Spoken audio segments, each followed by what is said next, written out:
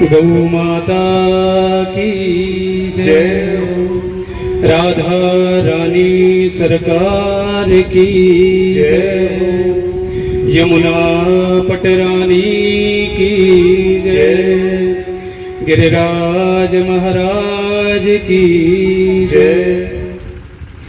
ब्रज 84 अंतर्गत सभी देवी देवताओं की जय, सब संतन की जय, सब भक्तन की जय, ब्राह्मण भगवान की जय,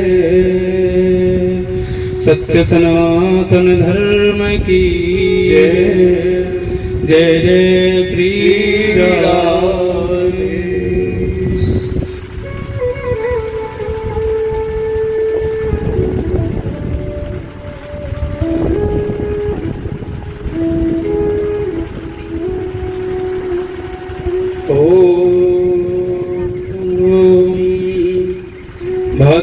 भाग्योदयेन बहुजन्म समर्जितेन, सत्संग मम चलवते पुरुषो यदा वै, अज्ञान हेतु कृत मोह मदान्धकारा,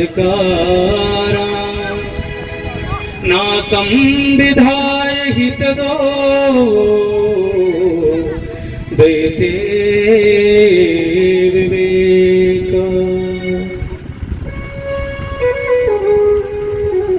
श्रीमद् भागवत महापुराण आज प्रथम दिवस माठ तहसील में जरारा गांव के अंतर्गत जाबरा ग्राम स्थित श्री बहुत ही सिद्ध स्थान, जिनके बारे में हम सुबह से ही कई लोगों से सुनते आ रहे हैं, ऐसे परम सिद्ध श्री मणि बाबा जी महाराज, जिनके अनेक चमत्कार यहाँ के लोगों ने महसूस किए और अपने जीवन में उन्होंने, कितने लोग बता रहे थे कि हमारा बहुत सारा संघर्ष हुआ, लेकिन उसके बावजूद भी हमको रास्ते मिल गए, लोगों को सरकारी नौकरियां मिली, जिन लोगों के विवाह नहीं हो रहे थे उनके विवाह हो गए, जिनको कई सारी परेशानियां थी उनकी परेशानियां दूर होती हैं। और आज भी तमाम समस्या आने पर आसपास 24C के जो लोग हैं वो आकर के प्रणाम करके और मन्नत मांगते हैं तो आज भी पूरी होती है।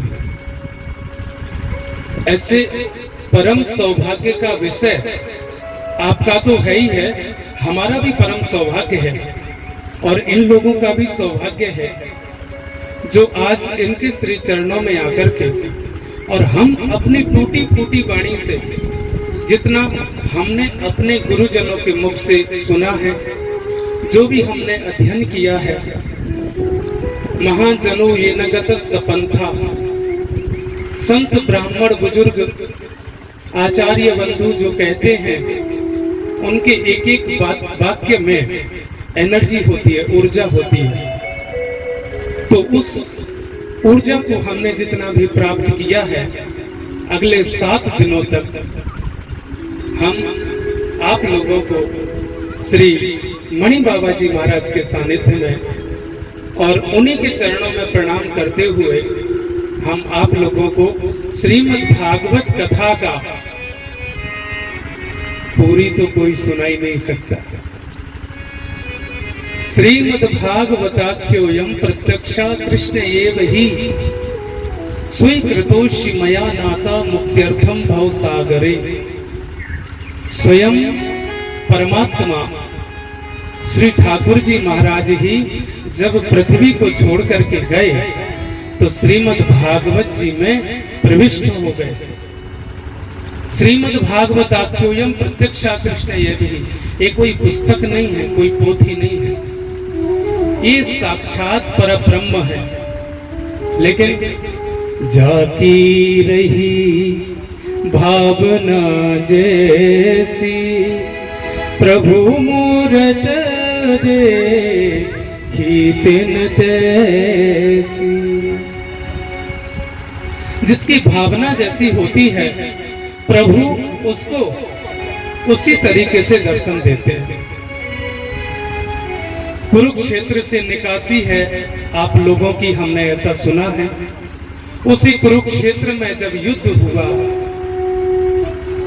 तो शकुनी ने भी भगवान श्री कृष्ण का दर्शन किया, दुर्योधन ने भी भगवान श्री कृष्ण का दर्शन किया, और 17 अक्षौहिणी सेना उसने भी प्रभु श्री कृष्ण का दर्शन किया। हनुमान जी ने भी दर्शन किया, है ना, और अर्जुन ने भी दर्शन किया। अर्जुन के परिवार के लोगों ने भी दर्शन किया, लेकिन परम ज्ञान की अनुभूति सिर्फ अर्जुन को ही हुई। श्रीमद् भगवत गीता सुनने को सिर्फ अर्जुन को मिली, किसी को नहीं मिली। तो सोचिए, कहने का भाव हमारा ये है कि श्री मणि बाबा जी के चरणों में विराजमान होकर के अपने जीवन में यदि छोटी से छोटी बात भी एक दिन में हमने उतार ली, आज हमने प्रण ले लिया कि हम आज से किसी का बुरा सोचेंगे नहीं। बस सिर्फ एक प्रण ले लीजिए, एक प्रण ले लीजिए कि आज से हम कभी क्रोध नहीं करेंगे। एक प्रण ले लीजिए कि हम किसी की बुराई नहीं करेंगे। पड़ोसी के पास कितनी पैसा आ जाए हम उससे जलेंगे नहीं। हम खुद मेहनत करेंगे और उससे बड़ा एम्पायर खड़ा करेंगे, लेकिन उसकी टांग नहीं खींचेंगे।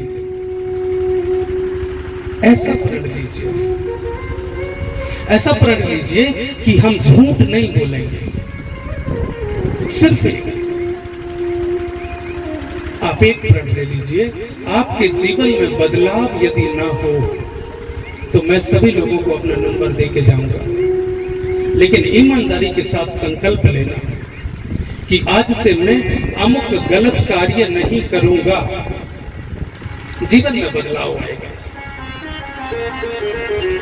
पक्की बात है, कोई रोक नहीं सकता। तो कहते हैं कि भाग्योदयेन बहुजन्म समर्जितेन, करोड़ों जन्मों का जब भाग्योदय होता है तब श्रीमद् भागवत कथा प्रांगण में जाने का मन करता है। सुनने की तो छोड़ दीजिए, सत्संग मम चलवते पुरुषो यदा वै। आपको सत्संग तभी प्राप्त हो सकता है जब आपके पुण्यों का उदय होगा। अच्छा, ऐसे कैसे पता लगे कि पुण्यों का उदय हो रहा है कि नहीं हो रहा है? हमको तो पता ही नहीं। पुण्यों का उदय तभी होता है जब आप एक मंदिर जाकर के मूर्ति में भगवान का दर्शन करते हैं। पुण्यों का उदय तब होता है जब आप पुरुषार्थ करते हैं। पुरुषार्थ का मतलब होता है हेल्प। जब आप किसी व्यक्ति की हेल्प करते हैं, और वो भी कौन सी वाली, ये वाली नहीं कि आज मैंने इसकी हेल्प कर दी तो कल इससे मुझे लेना है, नहीं। ऐसे व्यक्ति की हेल्प करना है जिससे कभी हमको स्वार्थ ना हो। जिस दिन आपके जीवन में अच्छी बातें आने लग जाएं। बेटे का बर्थडे मनाना है तो आरके एक्स्ट्रा को नहीं बुलाना है, तो किसको बुलाना है? संतों को बुलाना है, ब्राह्मण को बुलाना है, पूजा करवाना है, लोगों को खाना खिलाना है, वस्त्र दान करना है, गरीबों को भोजन खिलाना है, जमुना जी में दीपदान करवाना है, वृंदावन की गिरिराज जी की परिक्रमा लगाना है, बेलवन लक्ष्मी जी के दर्शन करने जाना है, बच्चे को ले जाना है। जिस दिन जीवन में ये सोच आने लग जाए उस दिन समझ लो कि हमारे पुण्यों का उदय हो रहा है। तो ऐसा पाप का कैसे पता लगेगा? जिस दिन आपको मोबाइल में टिकटॉक पर डांस देखना अच्छा लग रहा है, समझ लीजिए कि आपके पाप उदय हो रहे हैं। जिस दिन आप मोबाइल पर गलत चीज सर्च कर रहे हैं, आपका पाप हो रहा है। आप दूसरे के खेत में अपने पशु चरा रहे हैं, समझ लीजिए पाप हो रहा है। तो जब ऐसी चीजें आने लग जाएं तो समझ लीजिए कि पाप और पुण्य कैसे बढ़ रहा है। भगवान श्री कृष्ण गीता में कहते हैं कि अवश्य मेव भुक्तव्यम कृतम कर्म शुभाशुभम। जो भी आपने शुभ और अशुभ कृत्य किया है उसका फल दुनिया की कोई ताकत काट नहीं सकती। आपने यदि पाप किया है और फिर आप सोचो कि हम पुण्य कर लें तो हमारा पाप कट जाएगा, कदापि नहीं, ये गलत है। आपको पुण्य भी भोगना है और पाप भी भोगना है। तो एक कार्य हो सकता है, इसमें एक सुधार की गुंजाइश है। क्या? अपने पुण्यों को इतना बढ़ा दो कि जो किया हुआ हमारा पाप है वो छोटा पड़ जाए। पुण्यों के खाते को इतना बढ़ा दीजिए कि पाप का खाता छोटा रह जाए। आपने कभी सोचा आप एक एक साल बगैर कांटा लगे हुए निकाल देते हैं, बगैर हाथ पांव में लगे हुए बगैर खून निकले निकाल देते हैं, तो आप कभी भगवान श्री कृष्ण का धन्यवाद नहीं करते हैं? कभी किया नहीं?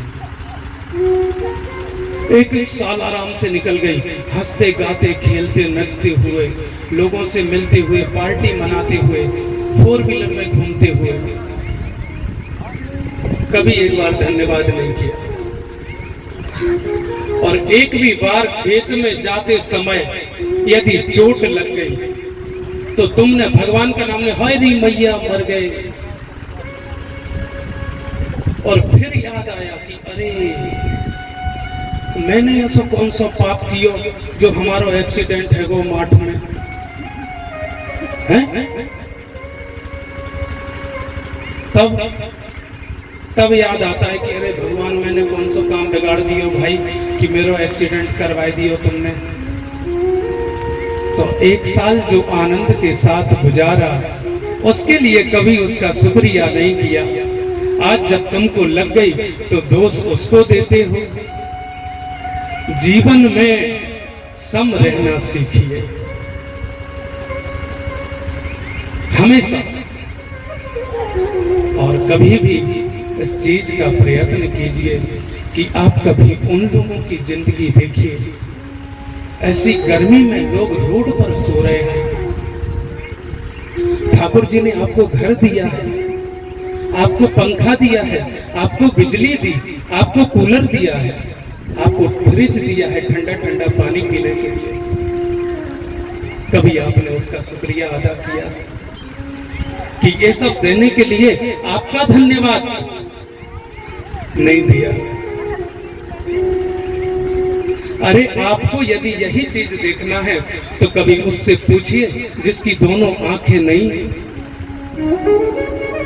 आपको ठाकुर जी ने 2 आंखें दी हैं और उसने कहा कि जाओ मूर्ति का दर्शन करो, वेद शास्त्र पढ़ो।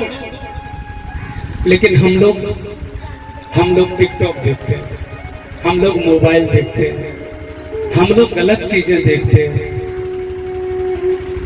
तो भगवान ने किस लिए भेजा था?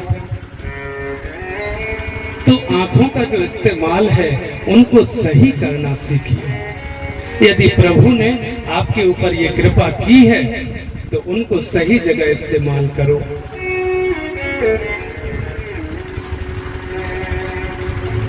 आपने कभी उसको देखा होगा जिसके दो पैर नहीं होते, टूटे होते हैं और वो चल नहीं पाता, तो व्हील चेयर नाम का एक वाहन होता है, उस पर एक आदमी पीछे से धक्का देता है और वो चला जाता है, और जो पीछे वाला उसको धकेलता है वो मन ही मन उसको गालियां दे रहा होता है कि कहां से कहां मैं इसके साथ फंस गया जो मुझे ये धक्का लगाना पड़ रहा है। तो आप कभी शुक्रिया अदा नहीं किए उसका कि हमारी दोनों टांगे हैं और सलामत है, एक्सीडेंट में नहीं टूटी। और टूट जाते तो क्या कर लेते? कुछ नहीं। कहने का मतलब ये है कि उसका जब भी पहुंचो, जहां भी पहुंचो, और चाहे कहीं ना पहुंचो, सुबह उठ करके सबसे पहले उसका शुक्रिया अदा करो, उसको धन्यवाद करो, थैंक यू बोलो।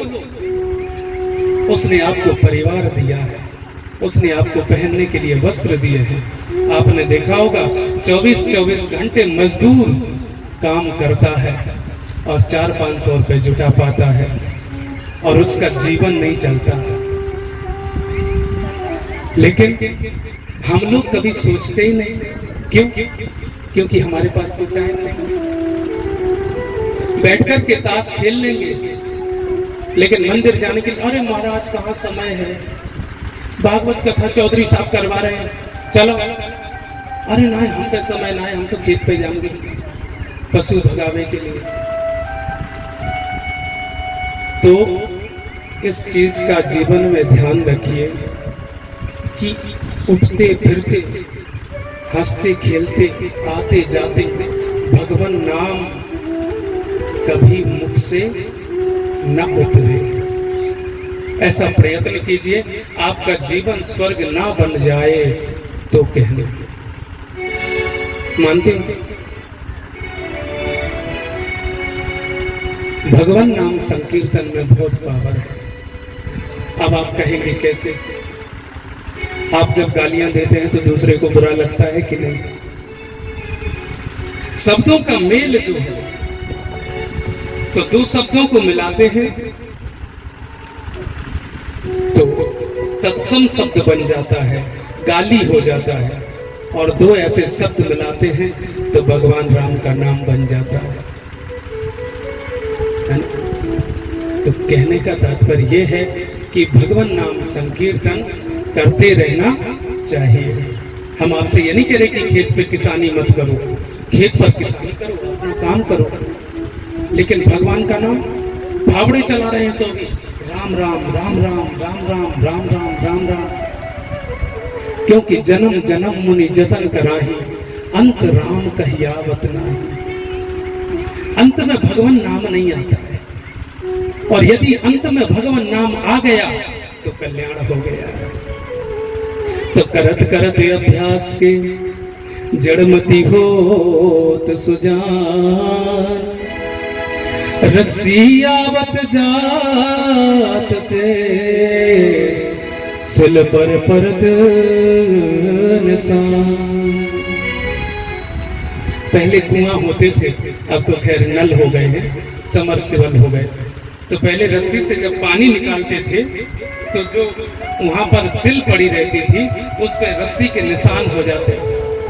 तो पत्थर पर भी रस्सी के निशान आ सकते हैं यदि निरंतर घर्षण हो तो आने वाले